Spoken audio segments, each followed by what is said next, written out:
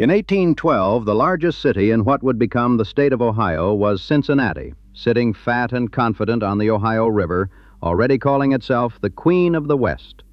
The second largest was Cleveland, perched on the southern shore of Lake Erie with a natural harbor that practically begged for commerce.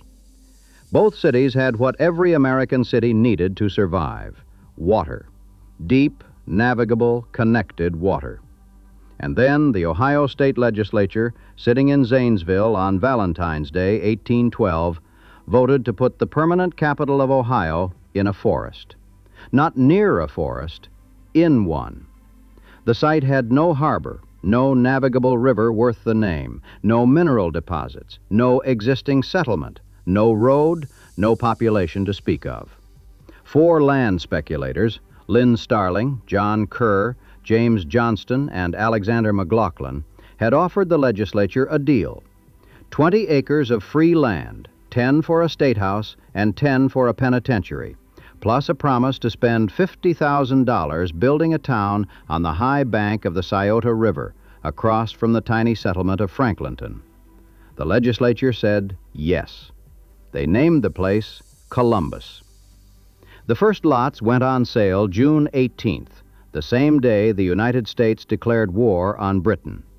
Today, Columbus has 938,000 residents. Cleveland has 363,000. Cincinnati has 314,000. Columbus is larger than both of them combined.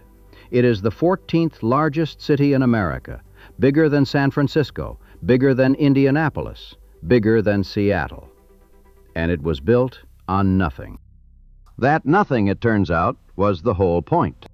The deal that created Columbus was, at bottom, a real estate transaction dressed up as statecraft. Ohio had been a state for 9 years and still couldn't decide where to put its government. The capital had bounced from Chillicothe to Zanesville and back to Chillicothe, each move driven by whichever faction of politicians happened to hold power. The central location argument was really an argument against everyone else's advantage. Put the capital in Cincinnati, and you gave the Southwest too much influence. Put it in Cleveland, and you handed the Northeast the keys. Put it in the middle, on land that no existing town controlled, and you neutralized every rival. It was a compromise, which in politics usually means nobody gets what they want. But Lynn Starling got exactly what he wanted. Starling was the brother-in-law of Lucas Sullivan, who had founded Franklinton in 1797 after surveying the Virginia Military District. Sullivan knew the land. Starling knew the legislature.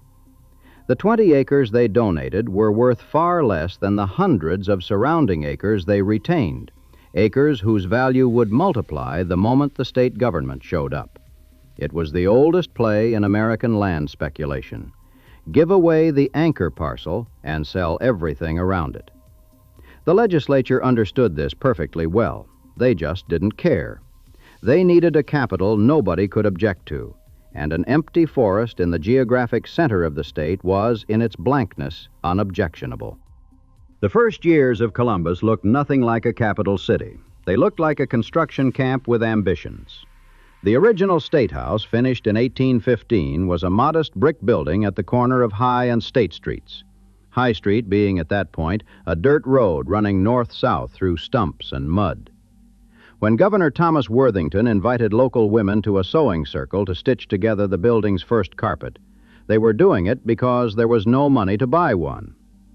The borough of Columbus was incorporated in February 1816 with 9 elected leaders and a population you could have fit in a large church. Fevers ran through the settlement regularly. A cholera outbreak in 1833 thinned the ranks further. Franklinton, across the river, had the advantage of existing first, but Columbus had the advantage of higher ground, literally.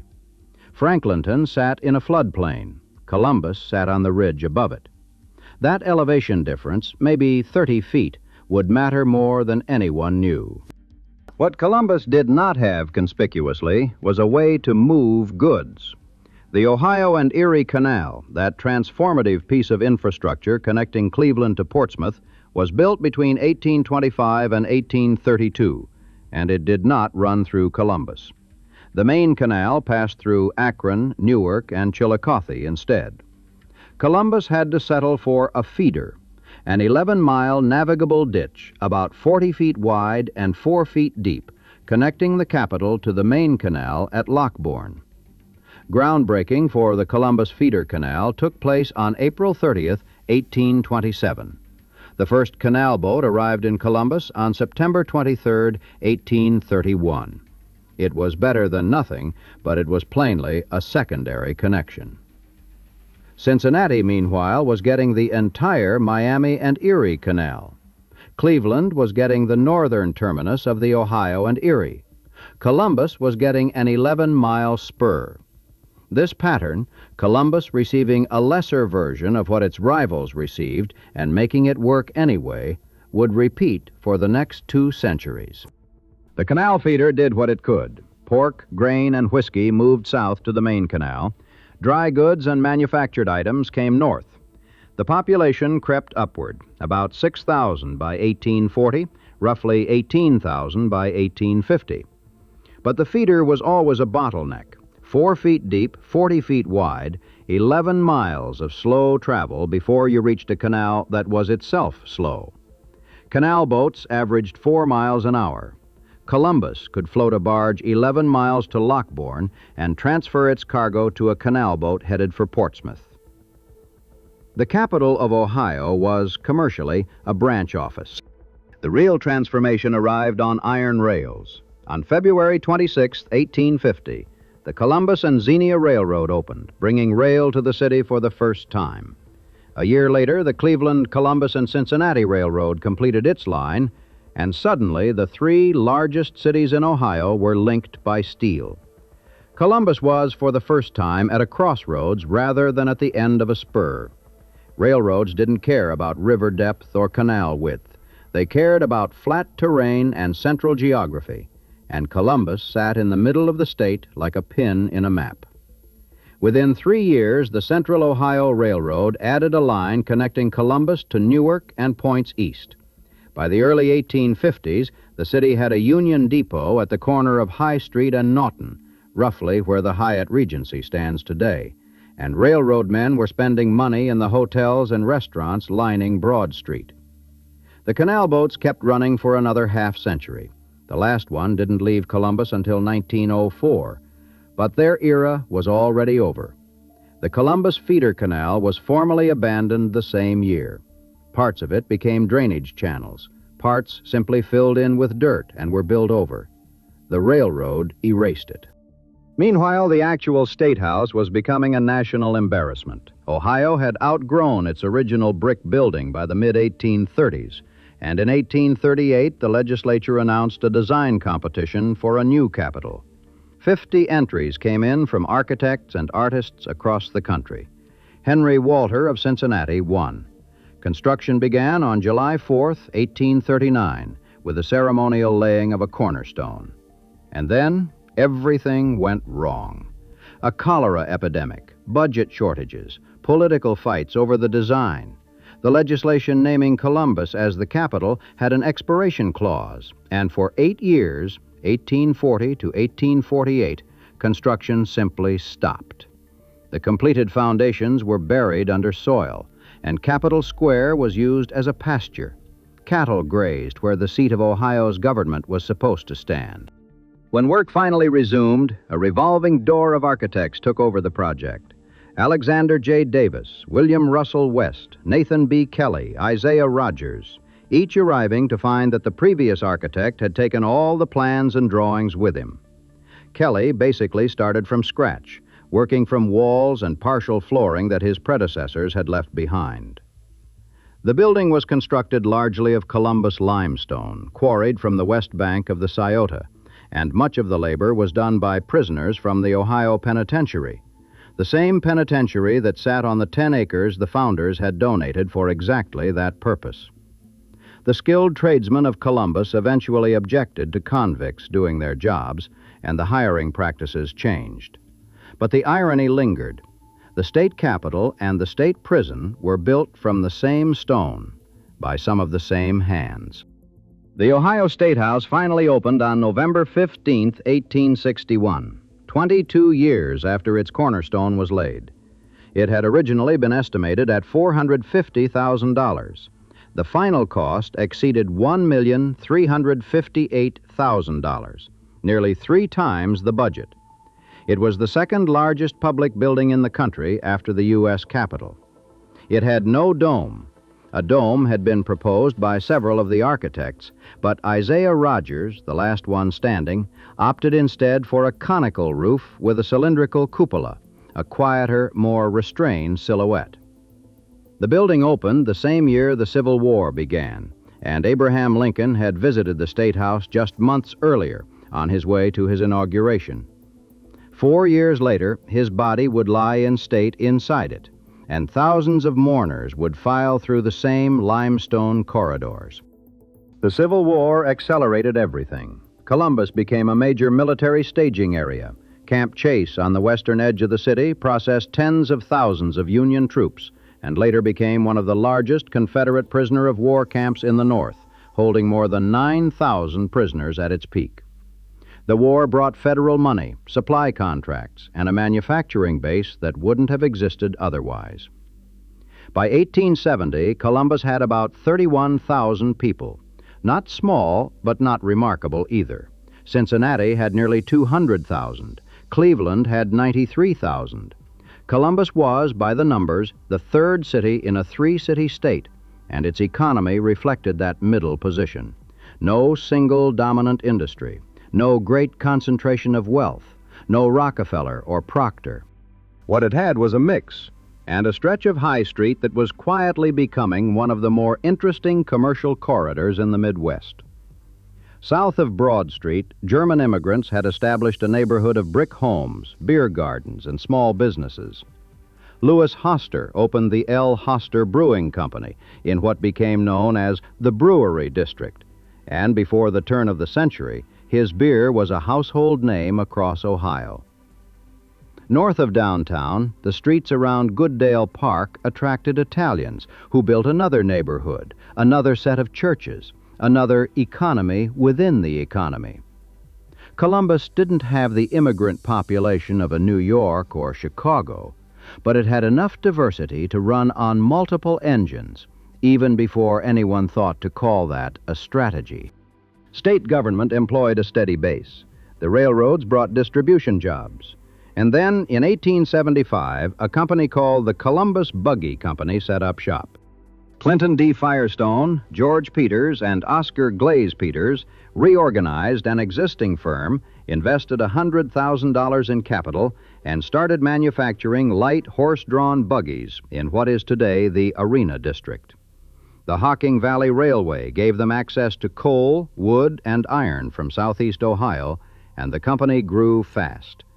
By 1892, the Columbus Buggy Company employed 1,200 people, earned $2 million in annual revenue, and was producing 100 buggies a day, sold in every state in the Union. It was the largest manufacturer of light vehicles in the world. Firestone built himself a Romanesque revival mansion on East Broad Street in 1887, red terracotta trim announcing his success to everyone who passed. Columbus, for a brief moment, was a manufacturing city with a signature product. Then 2 things killed the buggy industry in a single year. The rains began on Easter Sunday, March 23, 1913, and did not stop. By Tuesday, the 25th, the wooden levees that had held the Scioto back from the West Side neighborhoods for decades could bear no more. Around 10 in the morning, they broke. Water poured into Franklinton, the original settlement, the place Lucas Sullivan had platted in 1797, the neighborhood everyone called the Bottoms for its low elevation, and reached depths of 9 to 17 feet. Families fled to second stories, then to rooftops. Neighbors laid planks between houses so people could move above the water line. The rush of floodwater through railroad underpasses created whirlpools that scoured away nearly every building for 4 blocks along Glenwood and Central Avenues. The Broad, State, and Town Street bridges were washed out by the current, severing east from west. Nearly 500 buildings were destroyed, over 4,000 damaged. At least 93 people died in Columbus alone, part of a statewide catastrophe that killed 467 across Ohio, with Dayton hit even harder. Ohio State University President William Oxley Thompson sent student cadets to help evacuate families and distribute food. Infrastructure damage across the state eventually totaled an estimated $3 billion in today's dollars. It was, in the words of Columbus historian Ed Lentz, the worst catastrophe in the history of Columbus. The Columbus Buggy Company, its factory flooded, declared bankruptcy. The same year, Henry Ford's Model T was making horse-drawn vehicles obsolete everywhere. The flood ended the company, the automobile ended the industry.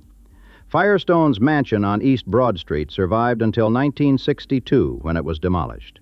The Franklinton floodplain wouldn't be properly protected until the 1990s, when a 7.2-mile flood wall was constructed at a cost of $193 million. A monument to a problem that had been present since the day Lucas Sullivan first surveyed the riverbank and watched the water rise. But notice what happened next. Columbus didn't collapse. A steel town loses its mill and becomes a ghost. A mining town loses its vein and empties out. Columbus lost its buggies and barely paused. The state government was still there. The university was still growing. The breweries were still brewing. The insurance companies, there were already several by this point, were still writing policies. And the retailing family that would leave the deepest mark on the city had been operating on High Street for more than 60 years. In 1851, in a fact that had seemed minor at the time, a German immigrant named Simon Lazarus had opened a one-room men's clothing store on that same dirt road, High Street, in a city of 18,000 people. His policies, no haggling, money back if you're not satisfied, were radical for the era. He priced every item the same for every customer, at a time when bargaining was the norm, and he stood behind his merchandise when most retailers considered a sale final the moment the money changed hands. The store grew. By 1877, 2 floors had been added to accommodate swelling sales. By 1888, 22 employees staffed the operation. When Simon died, his wife Amelia shared ownership with sons Fred and Ralph, and they grew it further, the largest store, the leading clothier in central Ohio.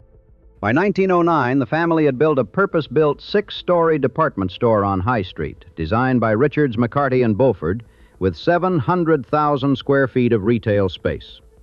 The store expanded merchandise beyond men's apparel into everything a household could want: women's clothing, housewares, furniture, a basement bargain bazaar.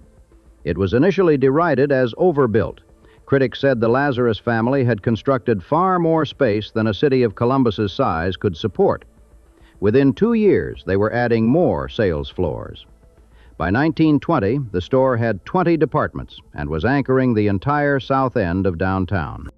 Fred Lazarus Jr., Simon's grandson, was born in Columbus in 1884 and grew up in the store the way other boys grew up on farms. He had, according to a 1948 Fortune profile, a passion for dominance and an instinct for the deal. In 1929, he met with Lincoln Filene of Filene's in Boston and Walter Rothschild of Abraham and Straus in Brooklyn, and together they created Federated Department Stores, a holding company that consolidated resources, diversified financial risk, and gave each member store access to expertise it couldn't afford alone. It was a structure that would eventually become Macy's, Inc. But Lazarus's most audacious move had nothing to do with retail structure. In 1939, he noticed that Thanksgiving fell on November 30th, the latest possible date, leaving only 24 shopping days before Christmas. Lazarus sent a surrogate to President Franklin Roosevelt and convinced him to move Thanksgiving to the 4th Thursday of November, guaranteeing a longer shopping season every year. Congress made it permanent in 1941. A department store owner from Columbus, Ohio, changed the American calendar. Every Thanksgiving you have ever celebrated falls on the date it does because of a man who grew up on High Street. Columbus in the 1920s was a city that had learned something about itself. even if it couldn't have articulated it yet. It had survived a flood, lost its signature industry, and emerged with its population still growing.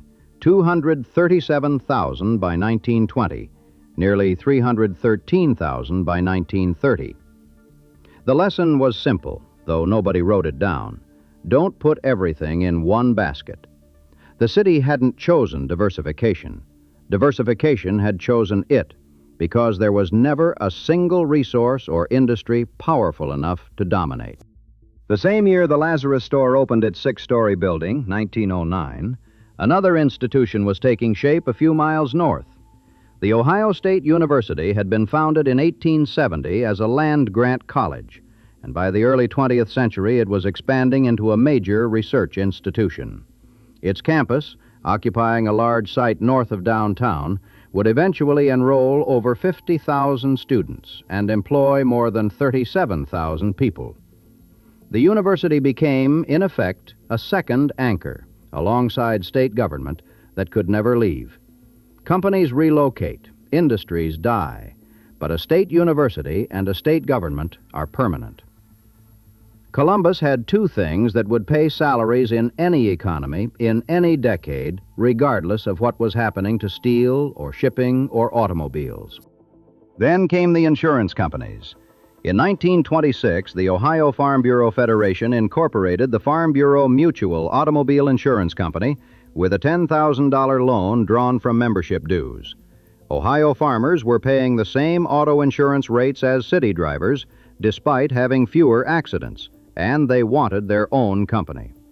The first agents recruited 1,000 policyholders by going door to door. Within a decade, the company was writing policies in multiple states. By the 1950s, it had changed its name to Nationwide. Today, Nationwide Mutual Insurance Company is a Fortune 100 corporation with $58.6 billion in annual revenue, 24,000 employees, and its headquarters complex still in downtown Columbus. It was joined over the decades by dozens of other insurance and financial services firms, creating an ecosystem that made Columbus one of the insurance capitals of the Midwest. The American Insurance Union, another Columbus insurance organization, was responsible for the most dramatic addition to the city's skyline, a 47-story Art Deco skyscraper at 50 West Broad Street. The building broke ground on September 23, 1924. It was designed by C. Howard Crane, the same architect who designed Detroit's Fox Theater. Crane used the first caisson foundation ever employed in Ohio, sinking at 112 feet below street level, and placed 10,000 tons of steel-reinforced concrete above it. He clad the entire exterior in oak bark textured terracotta and festooned it with eagles, mythological figures, and arcane symbols, the visual vocabulary of a fraternal insurance order announcing its permanence to the world. The main body of the tower was square, but at the second setback it became hexagonal, rising to an open-air observation gallery at the top. Construction took 19 months. 5 workers were killed during the build. When the building opened on September 21, 1927, the American Insurance Union Citadel stood 555 feet and 5 inches tall, supposedly exceeding the height of the Washington Monument by 1 foot. Later, more accurate measurements revealed it was taller by only 7/8 of an inch, but taller nonetheless. It was the 5th tallest building in the world, the tallest between New York and Chicago. Pilots used the tower as a navigation landmark, calling it an aerial lighthouse. The deck of the Broad Street Bridge, just west of the building, was painted with directional markers for aircraft heading to the new Port Columbus Airport, which opened in 1929. At night, the tower's flashing red beacon could be seen for miles by motorists coming across the old National Road. For a city that had been a cow pasture 90 years earlier, this was a staggering object to place against the sky. The building cost $7.8 million. Some accounts say $8.7 million when overruns were included. The American Insurance Union had poured its future into limestone and terracotta. The Great Depression caught them short. Building costs had run over, and funds that should have kept the company liquid had gone into the tower instead. Within a few years, the AIU was forced into bankruptcy. By 1935, the building was sold to a group led by Leslie LeVeque, a Columbus real estate investor and former Ohio State engineering professor, and John Lincoln of Cleveland, founder of Lincoln Electric. It became the Lincoln-LeVeque Tower. Leslie LeVeque and his wife Elsa were killed in a plane crash in Maine in 1946, but the family maintained control of the building. It was eventually renamed simply the LeVeque Tower, the defining landmark of the Columbus skyline for nearly half a century, until the Rhodes State Office Tower, a blunt modernist slab across from the State House, surpassed it in 1974 at 629 feet. The Rhodes Tower is taller. Nobody loves it. But the decision that truly separated Columbus from every other city in Ohio happened in 1953, and it was made by a man most Americans have never heard of. Maynard E. Jack Sensenbrenner became mayor of Columbus and looked at what was happening to Cleveland and Cincinnati. Both cities were being surrounded by their own suburbs. Incorporated communities were forming rings around them: Lakewood, Parma, and Euclid around Cleveland, Norwood, Deer Park, and Madeira around Cincinnati. And once those suburbs incorporated, the central cities were landlocked. They couldn't annex another square foot. Their tax bases were fixed, their boundaries frozen, and the post-war exodus to the suburbs was draining them of residents and revenue with no mechanism to recover. Sensenbrenner decided Columbus would not suffer that fate. His weapon was water. Columbus controlled its own water and sewer system, and the surrounding areas needed access to it. Sensenbrenner made a simple, ruthless offer. If you want Columbus water, you annex into Columbus. No annexation, no pipes. Between 1953 and 1960, the city more than doubled in area, swallowing farms, fields, and unincorporated townships. The annexation continued through the 1960s and 1970s, even after Sensenbrenner left office. Columbus went from roughly 40 square miles in 1950 to over 220 square miles today, a shape so irregular, with tentacles reaching in every direction, that the city map looks like an amoeba. The older suburbs that had incorporated early, Upper Arlington, Bexley, Worthington, Grandview Heights, survived as islands within or beside the city. Everything else was absorbed. It is worth pausing to appreciate the audacity of this. Sensenbrenner was not acquiring land for its own sake. He was acquiring the right to grow, the right to expand his tax base, the right to capture the new subdivisions and shopping centers that post-war prosperity was creating in every direction. He assigned an annexation officer named Matthew Mosbacher, who personally added about 50 square miles to the city in the mid-1950s, effectively doubling its footprint. The numbers tell the story starkly. In 1950, Cleveland had 914,808 people, its all-time peak. Columbus had 375,901. Cleveland was nearly 2.5 times larger. By 1990, Columbus had surpassed Cleveland in population. By 2024, Columbus had 933,000 residents and had surpassed Cleveland's historical peak, becoming the largest city Ohio has ever had at any point in its history. Cleveland, meanwhile, had fallen to 363,000. It didn't just decline from its peak, it lost 60% of its population. Cincinnati fell from 503,000 in 1950 to 314,000. Toledo went from 303,000 to 263,000. Dayton from 243,000 to 136,000. Youngstown from 168,000 to 58,000. Across Ohio, the cities that had been built on heavy industry, steel, rubber, glass, automotive parts, shrank as if a slow leak had opened somewhere and no one could find the valve. Columbus kept growing. The conventional explanation is annexation. Columbus just absorbed more land and people. And that's true, but it's not sufficient. Annexation gave Columbus the physical space to grow, but it didn't create the jobs people were growing toward. What created the jobs was the very thing that had seemed like Columbus's weakness for its first 140 years, the absence of any single dominant industry. Columbus never had a steel mill that employed 20,000 people. It never had an auto plant that defined its identity. It never had a port that made it dependent on global shipping routes.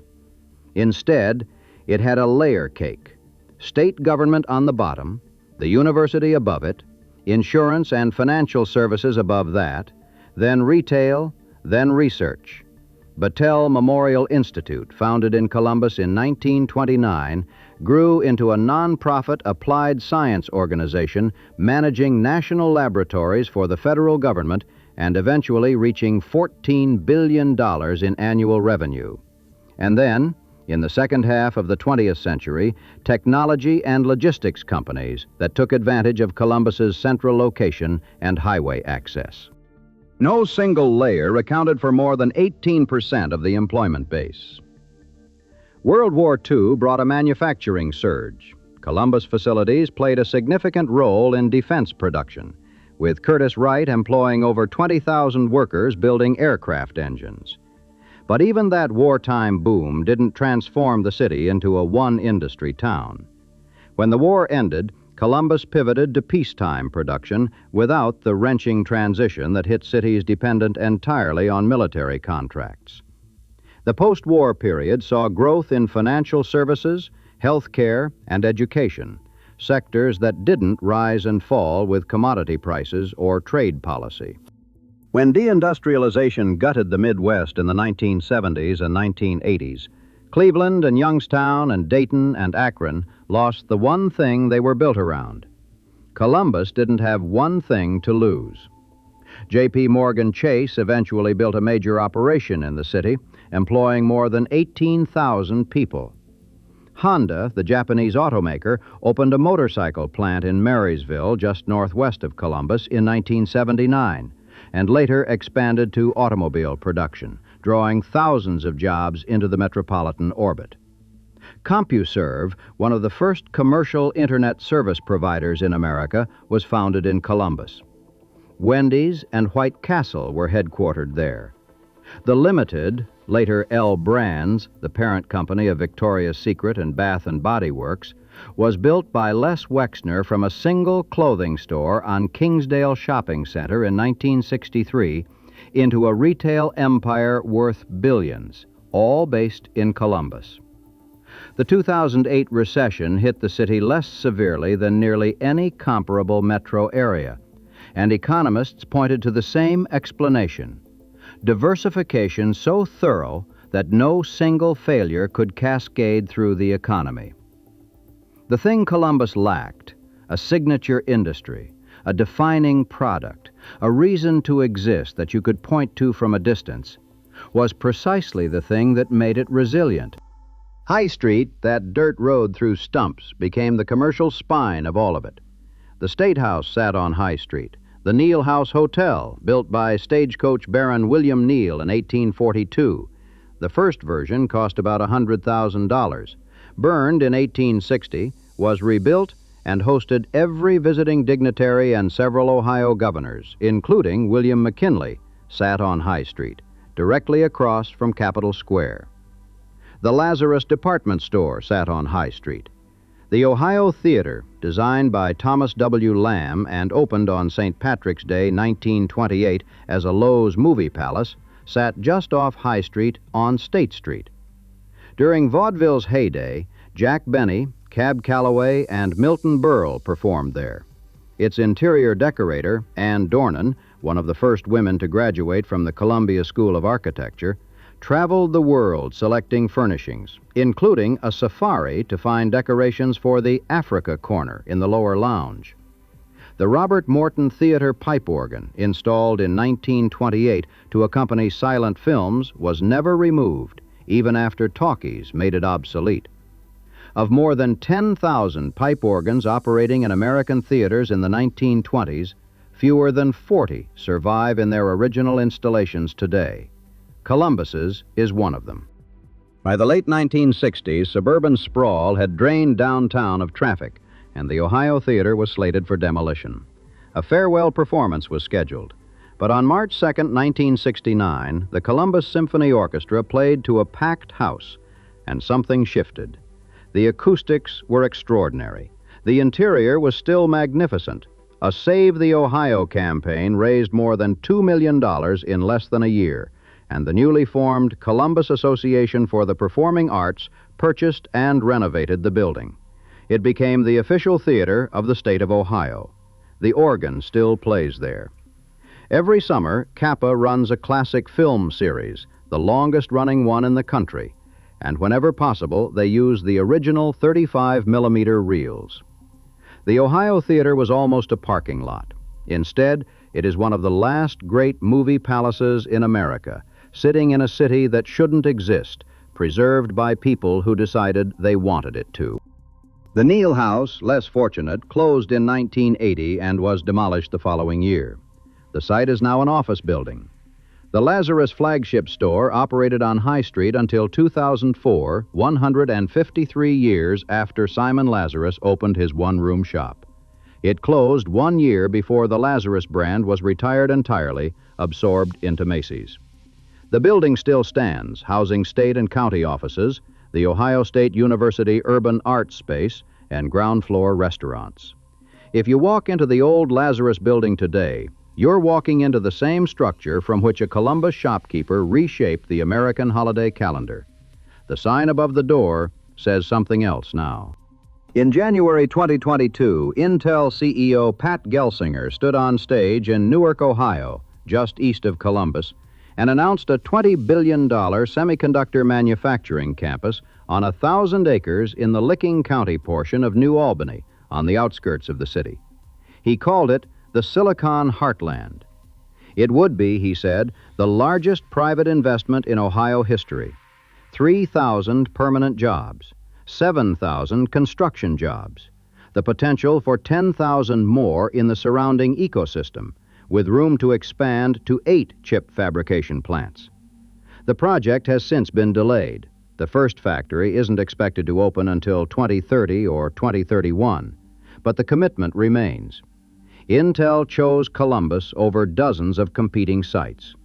They chose it for the same reasons Sensenbrenner's annexation policy worked, the same reasons Nationwide grew from a $10,000 loan into a Fortune 100 company, the same reasons the Lazarus store kept adding floors to a building everyone said was too big.